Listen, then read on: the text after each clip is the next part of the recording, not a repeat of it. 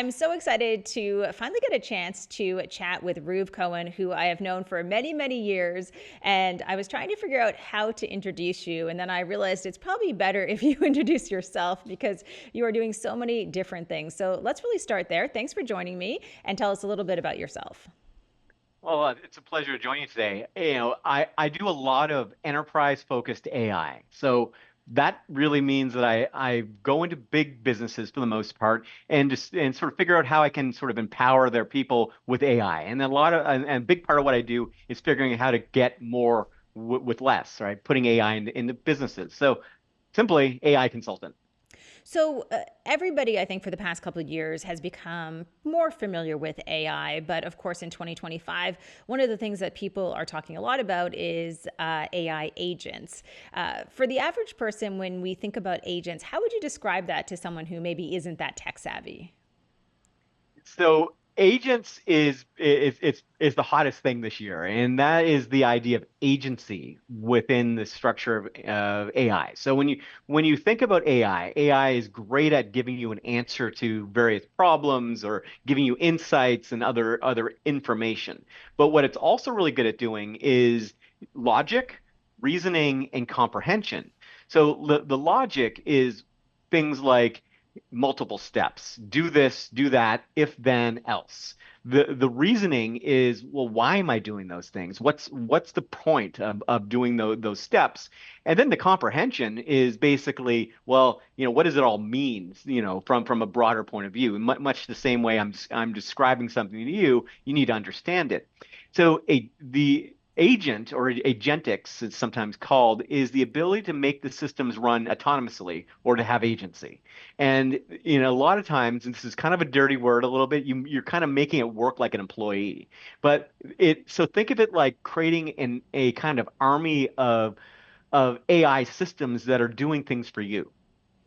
Yeah, I think that's a really good way to describe it because, generally speaking, I think it's fair to say over the coming years, we're going to work alongside agents. Do you think that's fair to say for most people? It's pretty clearly the trend. And if you want to look historically, it's part of a kind of broader outsourcing sort of trajectory we've seen over the last 20, 30 years. So 20, 30 years ago, you saw a lot of companies sort of embracing offshoring, right? And so they take their workforce and they put them in distant locations and hopefully save some money and allowing the people onshore to potentially do more focused work and not be sort of brought down on more tedious things. Now, what we're seeing is the next step in that, and that's what a lot of people are concerned about because of the sort of changes in the workforce. But we'll put that aside for a moment. What it allows you to do is essentially do more with less. So a lot of your job is mundane, right? It's filling in timesheets, it's doing reports, and doing all these things that probably aren't optimal for you in the work that you do. These agents allow you to sort of focus on the important parts of your job while offloading the things that are maybe a little more less important. When we have this conversation, one of the things I think about all the time when we're talking about agents and AI is kind of the good, the bad, and the ugly, right? I think it's fair to say that many of us love this idea that some of the more mundane tasks, like you're talking about, we will be able to essentially offload those potentially to agents. When we get into kind of the bad and the ugly, I've noticed a trend in some of your posts on LinkedIn, in particular around this conversation of transparency.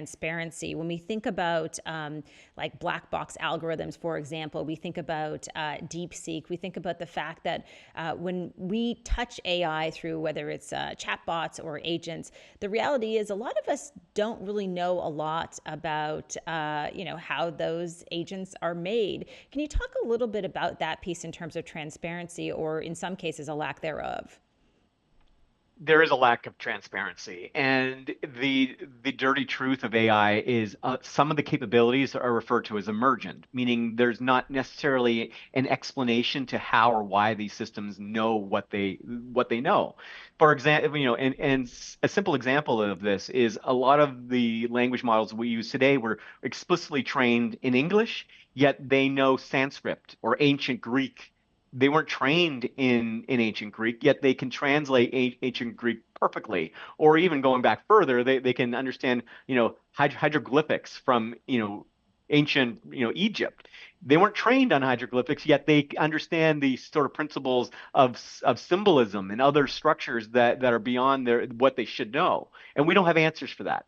And when you start looking at implementing things that are running autonomously, the side effects of systems that run without human oversight or little human oversight are potentially dramatic, especially when you start looking at putting this as part of societal structures like government related tasks.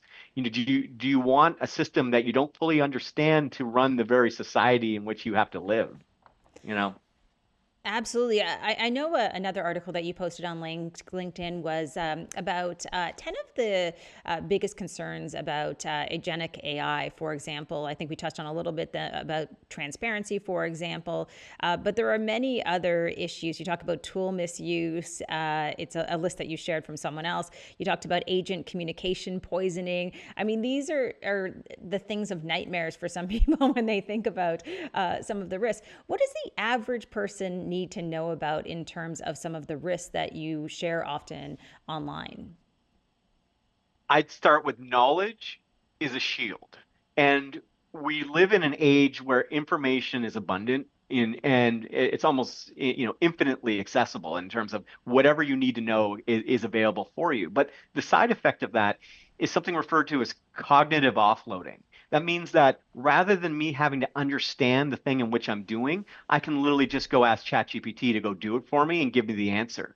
Now, that's great. It gave me an answer, but do I really understand what that answer is? And do I actually understand how that answer was formulated and the bias and other parts of it that might sort of propagate the answer, right? So we have to be really careful in the use of the technology that we lead it, it doesn't lead us, right? It's a crutch.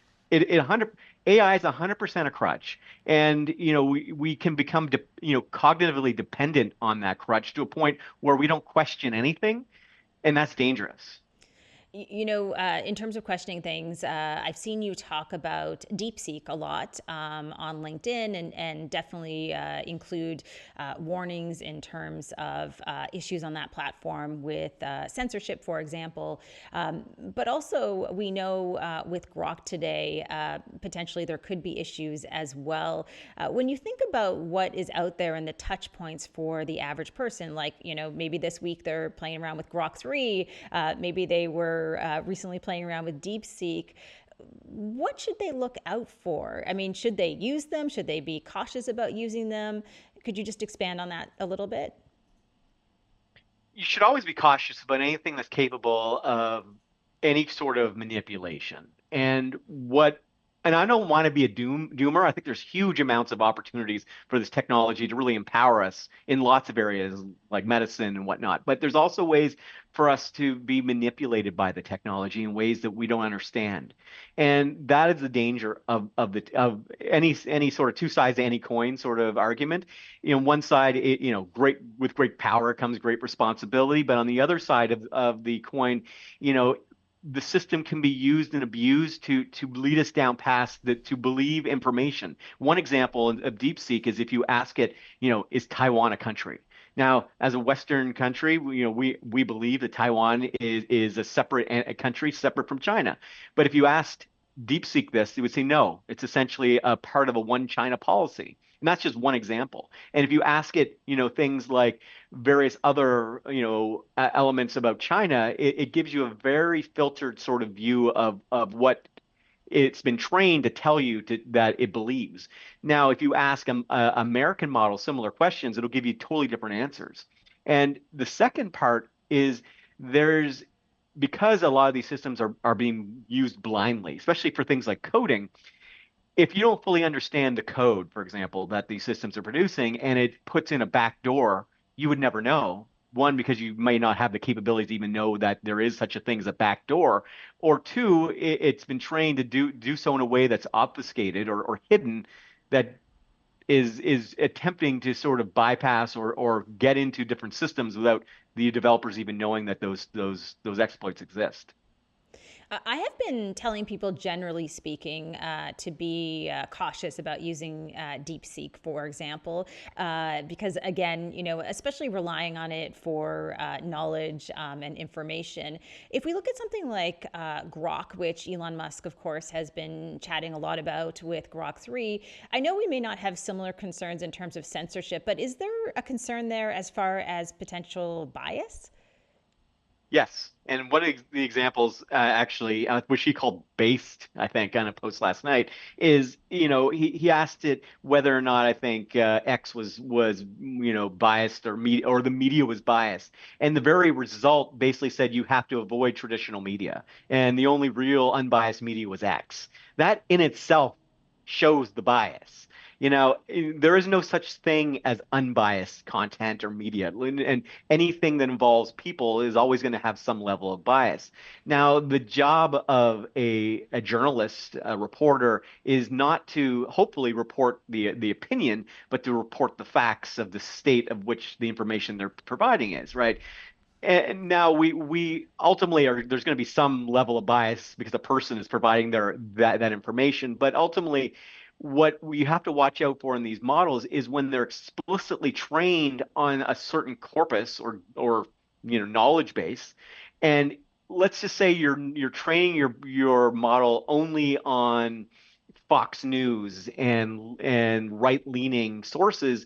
Inherently that information is going to be biased towards the sources in which it was trained, right? And that's so the only way to offset that, well, there's two ways to offset that. One, train it on a broader, group of information that isn't just running one point of view, but two, question what you're reading and what you're seeing, and ask yourself, does this even make sense? Is this something I want to truly believe? And do a little research yourself before blindly accepting it.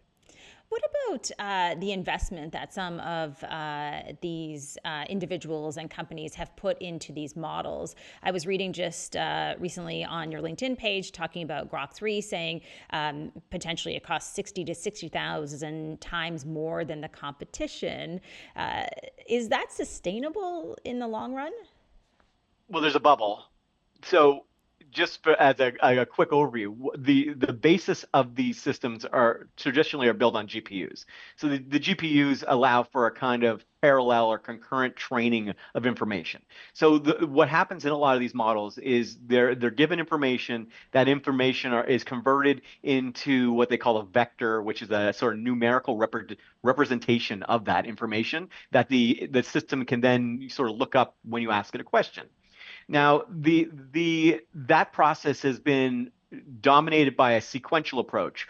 Ask one question, okay, get the answer, and that either goes to a person to review or label, and then move on to the next. And then that happens repeatedly, billions of times. Each one of those is a parameter, and it's a sequential process that takes huge amounts of computing power to do it, right? So you're essentially converting electricity into computing resources, and then that's converted into the parameters that power the AI model. Now, what's changed recently is rather than having to do the entire model, so let's say a model has 10 billion parameters, which would be actually a small model. To fine tune the model, you can now use approaches that only fine tune parts of the model, parts of your brain, if you will. And that process speeds up the fine tuning or training of the models tremendously, but it still requires quite a bit of GPU to do.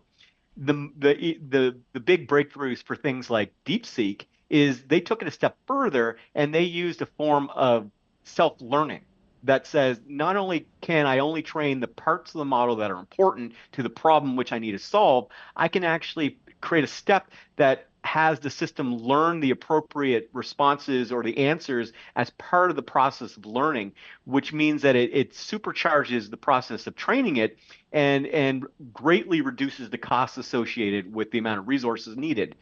Taking that a step further, now when you start introducing things like quantum computing into the equation, not only you're moving away from a sequential training, step one, two, three, four, five, but you now can basically say, give me the optimal answer for all possible questions and answers at once. So you don't even need a GPU at that point, and that unlocks basically questions for things we never even thought to ask. It's interesting because when you're speaking, I wonder if people who are listening are terrified about using any of these tools in their day to day, or if the advice can be to kind of proceed with caution. You know, if I put my former journalism hat on, I would say to people, like, just, don't rely on a single source for anything. I mean, that should be true in any type of research or work that you do. Is there a tool out there that you think is probably one of, I want to use the word safest, but sort of the least issue oriented in terms of some of the risks that you've talked about so far today? I think right now, the safest models you're seeing are probably coming out of Europe and specifically Mistral out of France. They are embracing, both open, in terms of how they're training it, where they're getting their data. The EU AI Act in particular has put tremendous safeguards for consumer protection, so you can't manipulate people. You can't overtly, train these systems with bias and malice and in as part of their training mechanism.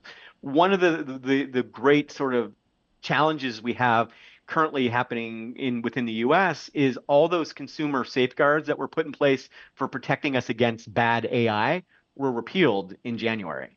So we're in this weird sort of phase where it's the Wild West in the US. You can literally do pretty much anything you want. You know, there's a few places where you can't, on like California and New York, but for the most part, on a federal level and pretty much anything that has a red, color involved, you can do anything you want, which is crazy. If you want to create a lie detection system or you want to create psychological manipulation tools in the US, currently, for the most part, it's totally legal. And that makes you wonder, you know, how far will some of these tech companies push the boundaries before we as a population push back? Absolutely. I thought I would feel better talking to you, but I'm starting to feel worse about this future that we're going into. I do want to stick with Europe for a second because there was just a big AI summit that took place in Europe. And there was also an AI pact that more than 60 countries signed. The US and the UK did not join that pact. How meaningful is that? It's extremely meaningful in the sense, well, look at what's happening in the US right now. The US are developing something called the Project Stargate. That's initially a $500 billion investment, and word is they're looking to spend somewhere between $3 and $5 trillion over the next 5 to 10 years, and that's with a T. And so that will underpin the basis of the governmental systems that are being developed in the US. And that's powered by OpenAI, Oracle, Microsoft, and a few others. And so the real question, and I don't know if I have an answer to this, is what do you do with a $5 trillion AI system? Right? This that dwarfs the amount of amount being spent on highways and going to the moon and other major, industrial sort of activities by orders of magnitude. And it probably means that AI will become a central part of, the society, at least the US society over the next, 10 years.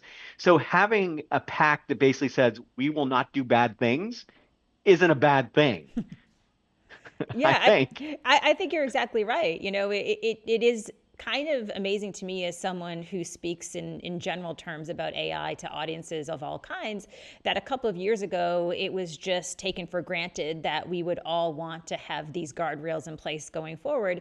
And now all of a sudden we've reached a time in 2025 where you do see countries like the US, for example, just saying, hey, we don't need those guardrails anymore. And it could be hugely problematic in the future. I don't know if there's anything the average person can do about that. What would you say to that?